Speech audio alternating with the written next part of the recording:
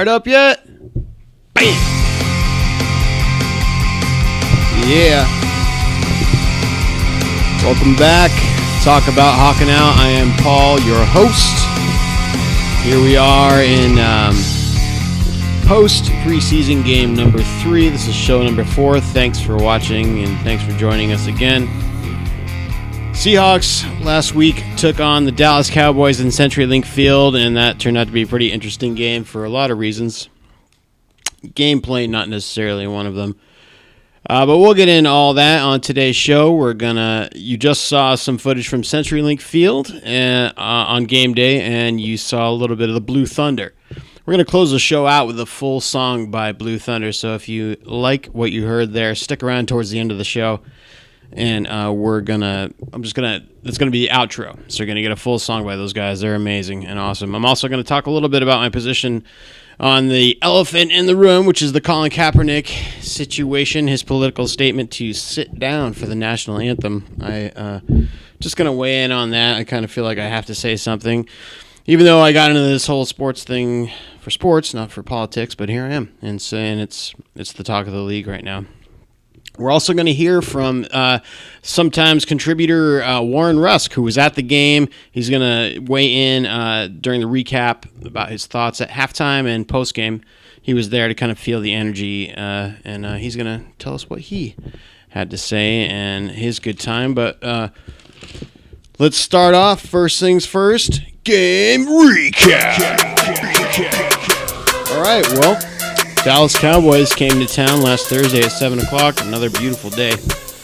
And with Jason Garrett, head coach, and Tony Romo, this preseason game 3 is really the dress rehearsal. Their team saved their their last game to really hash out players that are on the bubble and who's going to be cut. And there were a bunch of cuts today, and hopefully we'll have time to get to that. But here we are rolling into preseason game 3 with a full 90-man roster. And Tony Romo coming to town. There was a lot of excitement about a rookie quarterback that Dallas picked up called Dak Prescott. He's played in both preseason games so far. And folks in Dallas were really excited to see this guy. And a lot of folks were actually saying, geez, I hope Tony Romo gets hurt so we can see Dak Prescott take over this team, because Tony Romo is pretty fragile. And guess what? Those people got their wish. Seahawks win the toss and they defer. And Dallas gets the ball. Tony Romo comes out to start the game. In the third play of the game, Tony Romo gets sacked from behind by Cliff Averill. And I don't mean to laugh, but he goes down with injury and gets pulled from the game. We find out last weekend that Tony Romo broke a vertebra in his back, and he'll be out at least 10 weeks. So it's Dak Prescott's team. It's Dak Prescott's team now, and the thing is, he really is that good.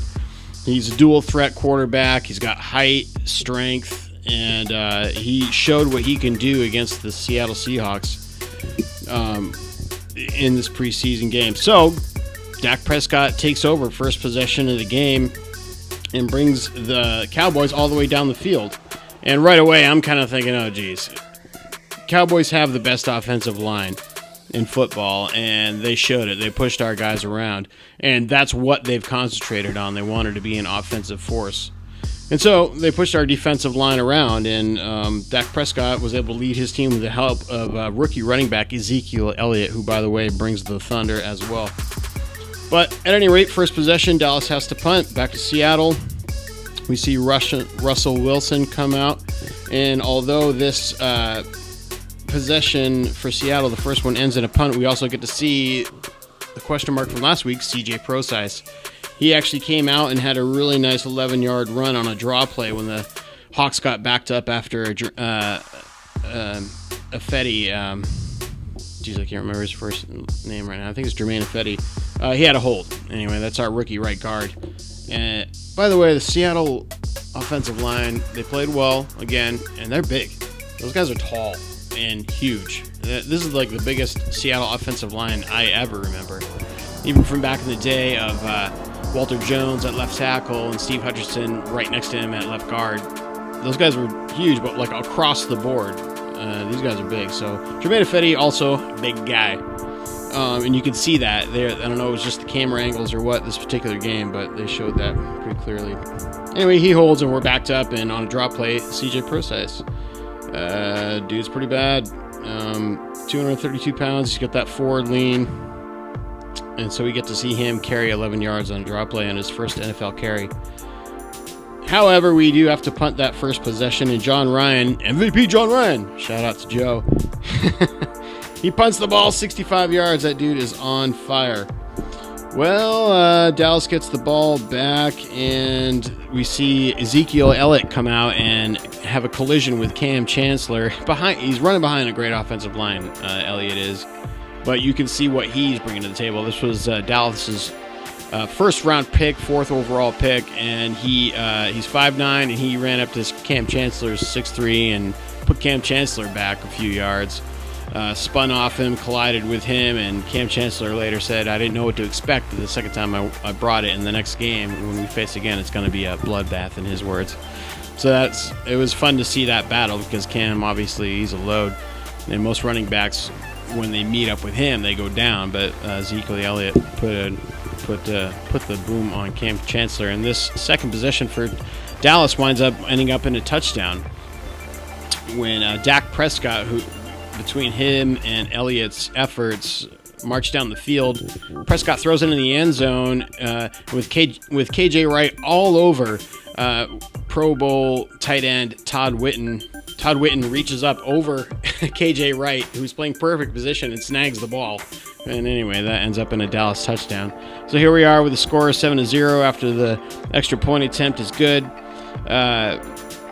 Seattle gets the ball back, and Russell Wilson, he's going to hit a couple of different receivers, including Paul Richardson, Jermaine Kearse, Doug Baldwin on a beautiful zip pass. And I think it was a frozen rope to hit Doug Baldwin in the zone. A little bit of a fumble on the exchange.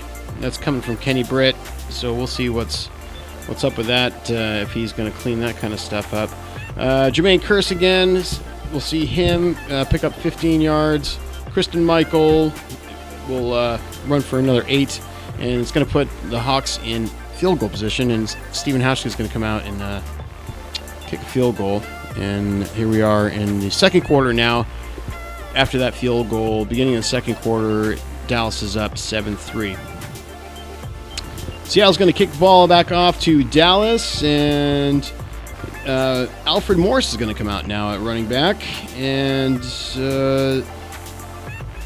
this possession is going to wind up ending in a punt from Dallas. Seattle gets the ball back, and in this possession, our left tackle, a position of suspect and concern, perhaps, Bradley Sowell over there, he's going to commit a personal foul and push the Hawks back 15 yards. We're going to have to punt and see John Ryan come back for another 58-yard punt. Boom in the ball. Dallas gets the ball back, marches down the field, and they put themselves in field goal position here with 5:45 left to go in the second quarter. And just as Kurt Menefee, the play-by-play announcer for Fox, is telling the audience about their kicker Bailey being 91% accuracy in his career, which is number 1 in the history of the NFL, just as he makes that call, Bailey kicks the field goal and misses. That's the broadcaster's curse right there. So the Hawks get the ball back, and we see a Wilson-to-Wilson connection. Tight end Luke Wilson picks up 27 yards, picks up 16 yards on a Wilson-to-Wilson connection, and then we see Tyler Lockett in the action for 27 yards, and that brings us all the way down to the Dallas 10-yard line, where the Hawks line up, going right to left as you're watching on TV, and Russell Wilson throws a beautiful timing pass to the left corner of the end zone, where Paul Richardson isn't even there when he releases the ball. And this is just like the most beautiful, lofty, arcing pass you can imagine. Richardson sprints to that spot and has great hands in this case, and catches that ball for a touchdown. So right now we're all tied up at this point in the game. Or Seattle's up now 10-0 after the point after is good. And that was just have to reiterate, you can tell that Russell Wilson, if he hasn't already, he's ready to take that next step as a quarterback. He's obviously put the work in the offseason. That touch pass to Paul Richardson in the end zone was one of elite caliber. Is there any other quarterback you want other than Russell Wilson on your team in the entire NFL right now? Considering his experience, his age, his championship pedigree, and the fact that he's been there, done that, and he just keeps getting better. That was pretty incredible. That was a great, beautiful pass, something amazing to see. Well, after our touchdown, Dallas gets the ball back and winds up carrying their team down the field behind Dak Prescott still. And it winds up in a field goal for this possession for Dallas. But along the way, Frank Clark comes in and actually gets a sack on the play. So he's had a really good preseason. It's good to see him in his second year now starting to assert himself as a great defensive line player, especially against this Dallas offensive line, who are unquestionably and inarguably the best in the league by a long shot. So our D-line was put to the test, and another guy who shined in place of Tony McDaniel is Quentin Jefferson. He's a second-year guy. He's either a rookie or second-year guy, but he's young. And it's nice to see these guys making some plays and making a name for themselves. Not guys that are on the bubble in any sense of the imagination as far as whether or not they're going to make the team, but the question is, what's our D-line going to hold up against the best of the best, against the Cowboys? And so in this first half, we see all starters. It felt like a regular season game. The intensity was there, the energy was there, and I honestly forgot that it was preseason. So here we roll into halftime after a Dallas field goal, and the game is tied up 10-10. And with that, I want to go to Warren, who is at the game, and let's go right to Warren and hear his thoughts on the game at this point in halftime. Take it away, Warren. Hi, this is Warren Rusk. I'm reporting here for Talkin Bout Hawkin Out here from Central League Field. It's halftime now with the Cowboys and the Seahawks tied at 10. Initial thoughts so far is that it's been kind of a passing extraordinaire game. Russell Wilson has looked really sharp at this point, passing for 80%. Nice touch pass to Paul Richardson for a touchdown. A couple of field goals exchanged. The backup quarterback for Dallas, number 4, is doing really well as well. Almost looks better than Romo at this point. Just a quick synopsis at this point. Nothing much to say, but it's a great night here at Central Link Field. It's nice and hot here with my friend Tommy, and we're enjoying the game. It's hot as hot game here at Seahawks. Woo! Anyway, this is Warren Rusk once again reporting to halftime from the Cowboys Seahawks game for Talkin Bout Hawkin Out. Gotta get it right. All right, we'll see you later. Thanks, Warren. Thanks for that live look in at CenturyLink Field. I love the vibe down there. If you haven't been down there, go down and try to catch a game at the Clink. It's an amazing atmosphere. Well, at this point, we're really going to cruise through the second half of the game. This is where the team starts subbing in some of the guys who are on the bubble. The Hawks did make a few cuts today, and I'm trying to keep the show down to a half an hour, so it's time to cruise because I have a lot of stuff I want to talk about. Well, coming out of the half, tied up. Just a quick scoring summary. This is where the starters start getting subbed out, and it's not really the regular season game vibe. It starts feeling more like a preseason game. Coming out of the halftime, tied up. The Hawks get the ball back. Kick a field goal. Hawks go up 13-10 over Dallas. Dallas punts. Seattle gets the ball back and throws for a touchdown. Russell Wilson on a scramble play, broken play, throws to Tyler Lockett for a touchdown. Seattle's up 20-10. Dallas gets the ball back, has to punt, and now this is where Javon Boykin now in place of Russell Wilson. He's going to see some time. The Hawks that possession are going to punt, but John Ryan gets the benefit of a roughing the kicker penalty. Hawks get the ball back, and on this play, on this possession, Trevon Boykin's going to take the Hawks all the way down to the Dallas 16-yard line. He's going to scramble in for the left side of the line and get a rushing touchdown there. At this point, the Hawks are up 27-10, and it's just garbage time here from here on out. Showers comes in at QB for the Cowboys, a bunch of false starts, thanks 12s.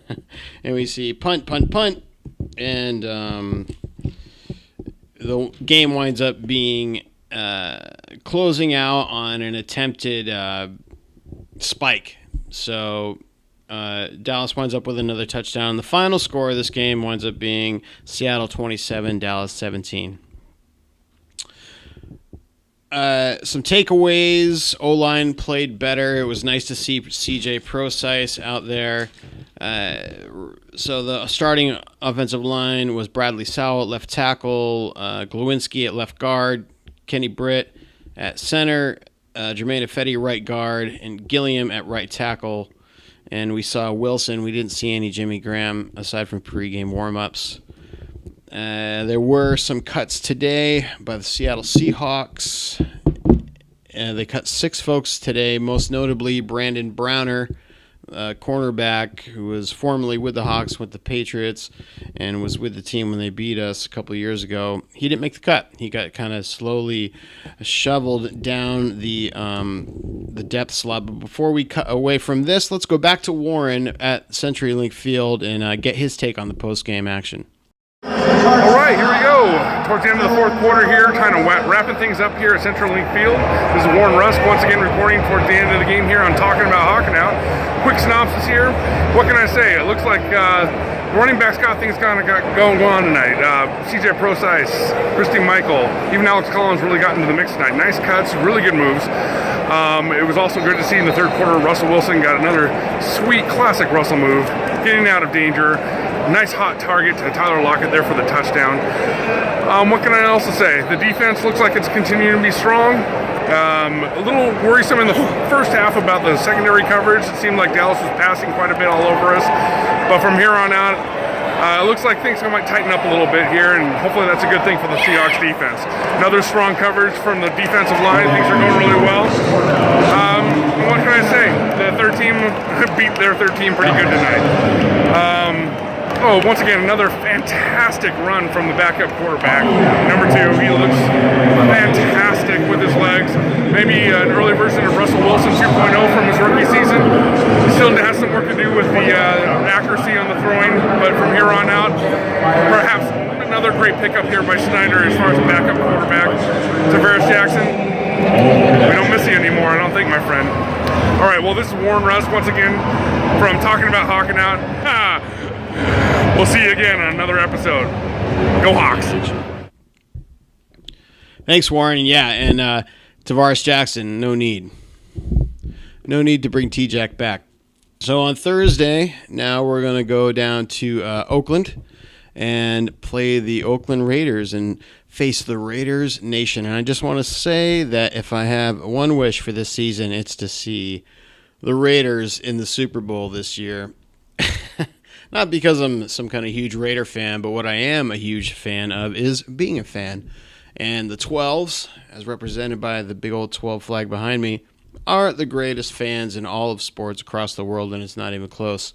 But in second place, by my estimation, is the Raider Nation. Those guys, the passion and the creativity that they bring to the sport as fans is highly entertaining, and I would love to see the 12s and the Raider Nation face off in a Super Bowl environment across the world, in bars and homes across the world. To mix those two fan groups up would really be a treat. So anyway, Jack Del Rio, head coach, Derek Carr at quarterback in his third year. The Raiders actually, even though they're 1-2 in preseason, they've got a pretty decent team. So I want to see, even though it's just preseason, and we're not really going to see starters this week, I want to see maybe just how these two guys match up, and who knows, anything could happen in the NFL. All right, so one more thing before we end the show. I want to start a new segment called the Peer Profile, where every team around the league has a dude that's doing what I'm doing with their home studio, kind of having a sports talk show about their favorite team. And this, actually, I get a lot of perspective in some of my game notes from watching those other YouTubers and other videos. They set up their little home studio and they sit in front of a camera and just talk about their team. So every week I thought it would be interesting to do something called the Peer Profile, where I direct you and give you a heads up on some of these other YouTubers that are doing the same thing I'm doing, only for one of the other teams. And this week's Peer Profile is a YouTube channel called Dallas Cowboys Nation TV. And you can click this link right about here to check out Foots the King hosting. That's a really good channel. He does a good job of breaking the games down on the highlights. It's entertaining, and if you like football, check those guys out. Foots the King at Dallas Cowboys Nation TV. To end the program today, I want to address this situation with Colin Kaepernick, which took place on Saturday. He refused to stand for the national anthem as a political statement and to draw attention to basically the Black Lives Matter movement, and as he puts it, this nation's continued oppression towards people of color. Obviously, I guess I'd like to say it goes without saying. I mean, you don't know me, but I'm about peace and love across all creeds and colors, and I just, as far as this whole situation goes, I don't want Alka-Seltzer in my ice cream. I don't want to go to Baskin-Robbins and order Huckleberry cheesecake ice cream, 2 scoops, and have the guy behind the counter be like, oh, this guy might get a bellyache. I'm going to throw a couple Alka-Seltzer tabs in with his ice cream. Bro, it's not your call, all right? I want ice cream. I want to escape from all of the crap I see in the news, and I am a truth seeker, so I delve deep into whatever perspectives I can find. I don't want Alka-Seltzer in my ice cream. Let me take care of my own bellyache. I don't want politics in my sports. Football and sports and the Olympics and basketball and baseball, that's our chance as a people to come together and shed our differences on a level playing field, play side by side in friendly competition, and to encourage unity. And really, first and foremost, it was disrespectful to the men and women of the military and our forefathers, the people who have laid the groundwork for this country.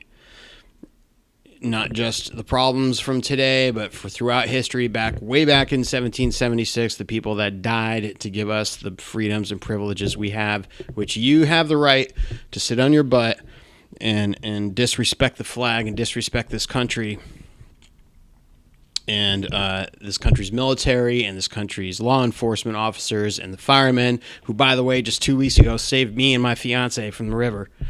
So yeah, I'm not a fan. Not a fan of Kaepernick. Wasn't before. Really, at this point, don't like him. I think it's misguided and selfish. That's a BS move. And if you want to know more, you can click on this video, this link right here. This is a dude. His name is Brandon Tatum. He puts into words better than I can about why it's just such a BS move for a dude to sit on his butt and not pay respect to the flag and the nation of which he is a part and of which he just feels like it's okay to just abuse and disrespect the country. Anyway, that's enough of that. Let's roll on. I want to end the show on a positive note. These sports should be about fun and loving each other and bringing everybody together on a Sunday or whatever day it happens to be, whatever sport, be it Olympics, football, baseball, whatever. So we're in football, and we're going to focus on the positive. We're going to focus on unity and love and togetherness across all races, creeds, backgrounds, and religions, and whatever. It's a game. That's why we play the game, so we can play together in the spirit of competition. What what better way to end, except for on a positive note? Warren was able to capture the amazing drum troupe of the Seattle Seahawks, Blue Thunder, outside of CenturyLink Field. So we're going to kick it to them for a full song to end the show out. Thanks for watching, guys. Make sure you subscribe. This is Paul from Talkin Bout Hawkin Out. I'm going to put the sign up at the end. Say it with me. Click that button to subscribe. Say, I'm in. All right, we'll see you next week. Take it away, Blue Thunder.